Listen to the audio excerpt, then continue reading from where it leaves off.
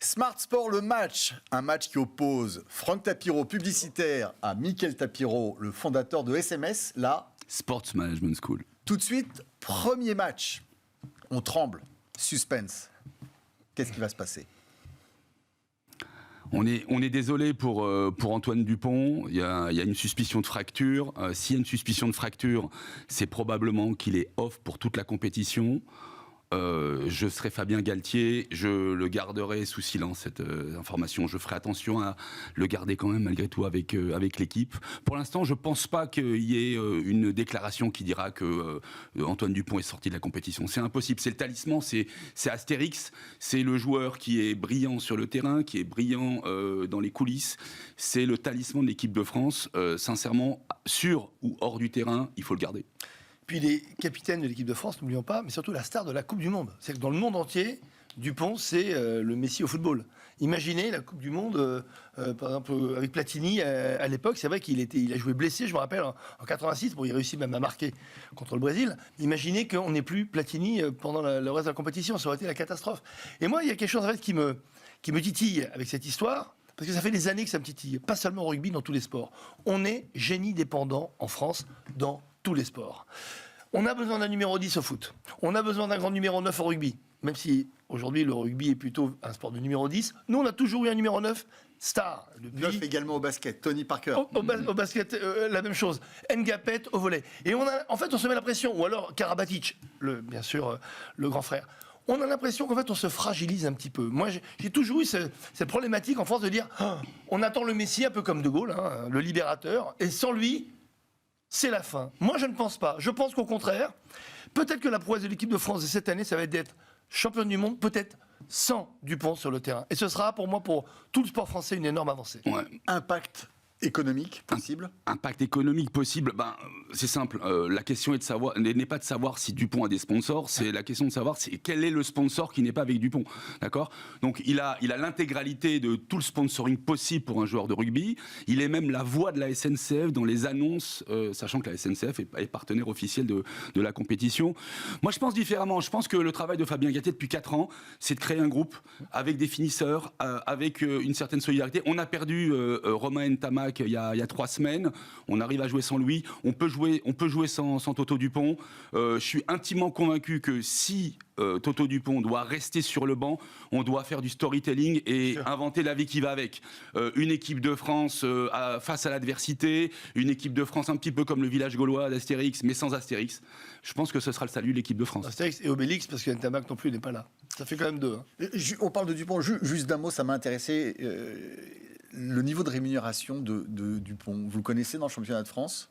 Alors, on connaît les rémunérations des joueurs de l'équipe de France. Il est au maximum. On peut pas dire exactement parce que il y a non, je parle du championnat de France dans son club à Toulouse.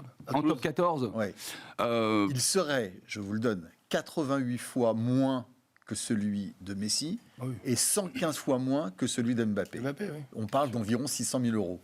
Oui. Parce que l'économie, on va dire, si on prend au sens large, l'économie du sport aussi n'est pas totalement la même à tous les niveaux. Le prix de la diffusion, plus d'1 milliard du championnat de France par rapport au top 14. Enfin, tous les critères sont différents. Donc c'est logique, entre guillemets, que même si c'est la grande star mondiale du rugby, parce que Dupont, c'est partout dans le monde. C'est le nouveau Lomou, on va dire.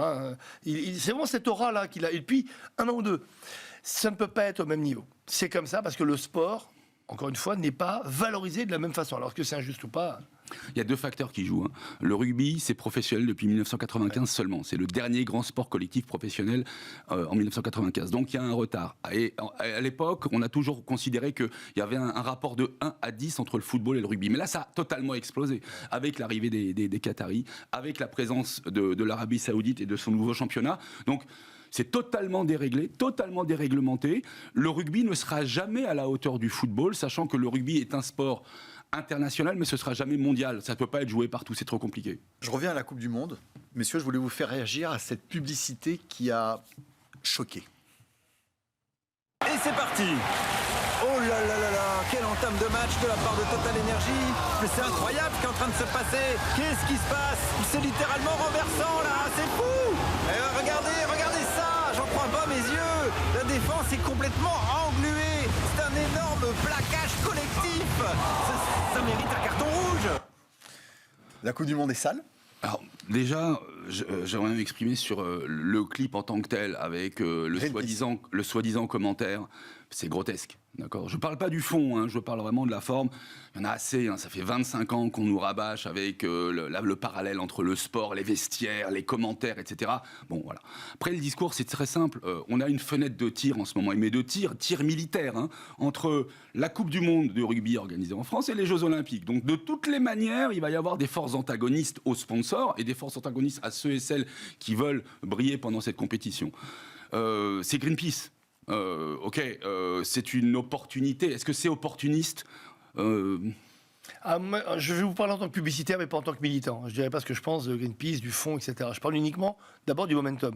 C'est très bien joué. Ce total dénigrement, c'est bien joué.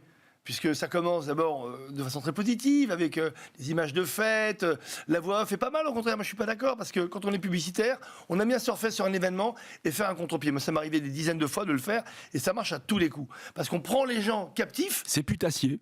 Oui, mais c'est très efficace en termes publicitaires. Donc malheureusement pour Total, c'est dégueulasse pour eux, parce que c'est plus que du dénigrement, c'est carrément une attaque ad hominem, c'est un truc incroyable. Mais ils ont réagi, pour Greenpeace, je ne sais pas encore, mais pour Greenpeace, c'est extraordinaire, parce qu'ils rebondissent sur l'événement, ils font cette espèce de vague de pétrole là, qui vient envahir tout le terrain, qui déborde. Et à la fin, il y a une information qu'il faut regarder, parce que j'ai regardé jusqu'au bout, même si c'est un peu dégueulasse, j'ai regardé jusqu'au bout. En fait, ils ont calculé que le volume, en gros, de pollution correspond exactement au taux de remplissage du Stade de France. C'est quand même bien vu, qu'on le veuille ou non. Et même si c'est du dénigrement, si c'est de la saloperie... Total est devenu le bouc émissaire, et c'est le bon moment en ce moment, la victime expiatoire de tout ce qui se passe autour de l'énergie et autour du sport. C'est vrai que le rapport avec le sport, ils ont une équipe de vélo, hein, d'accord, pour le Tour de France. Hein. Le vélo, on sait très bien que c'est... Alors je passe de côté le dopage, mais c'est un sport qui n'est pas mécanique, en tout cas il n'y a pas de moteur, etc. Donc on est quelque part dans une stratégie un peu intéressante. Même là, ils ont été attaqués. C'était évident qu'ils allaient être attaqués. Ils ont été attaqués pour les Jeux Olympiques. À un moment donné, Total se propose à être un sponsor majeur des Jeux Olympiques, et parce que le maire de Paris devait être élu et qu'ils avaient besoin des écologistes, eh bien, cette proposition a été refusée. Donc, encore une fois, attendons-nous à ce que Total soit la victime expiatoire jusqu'à la fin 2024. Mais c'est vrai que l'effet publicitaire, je le conteste pas. Moi, ce qui me dérange profondément, c'est le fond. Alors, on sait très bien que le fond et la forme, malheureusement, se mélangent, même si c'est très dur de mélanger quoi que ce soit avec du pétrole, comme on le voit, mais ça ne l'a pas que la preuve, on en parle. La preuve, ça fait du buzz, et c'est le but. Donc moi, je me mets à la place de Greenpeace, je ne sais pas quelle est l'agence qui l'a faite, mais force est de constater que c'est bien fait.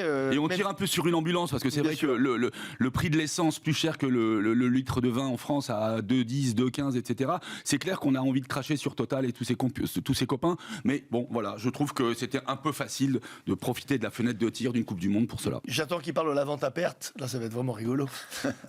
Voilà pour le rugby.